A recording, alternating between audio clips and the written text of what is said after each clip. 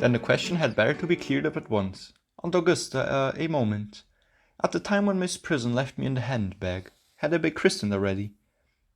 Every luxury that money could buy, including christenings, had been lavished on you by your fond and doting parents. Then I was christened. That is settled. Now, what name was I given? Let me know the worst. Being the eldest son, you were naturally christened after your father. Yes, but what was my father's Christian name? I cannot at the present moment recall what the general's Christian name was, but I have no doubt he had one. He was eccentric, I admit, but only in latter years, and that was the result of the Indian climate, and marriage, and indigestion, and other things of that kind.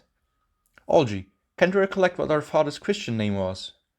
My dear boy, we were never even on speaking terms.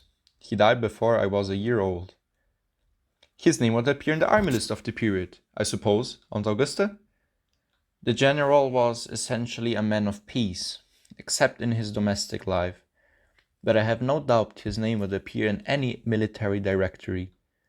The army list of the last 40 years are here. These delightful records should have been my constant study. Generals Mellom, Maxbaum, Magley, what ghastly names they have. Markby, Mixby, Mobbs, Moncrief, Lieutenant 1840, Captain, Lieutenant Colonel, Colonel, General 1869, Christian names, Ernest John.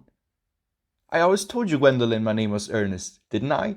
Well, it's Ernest after all. I mean, it naturally is Ernest. Yes, I remember now that the general was called Ernest.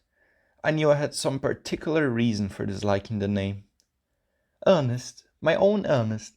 I felt from the first that you could have no other name.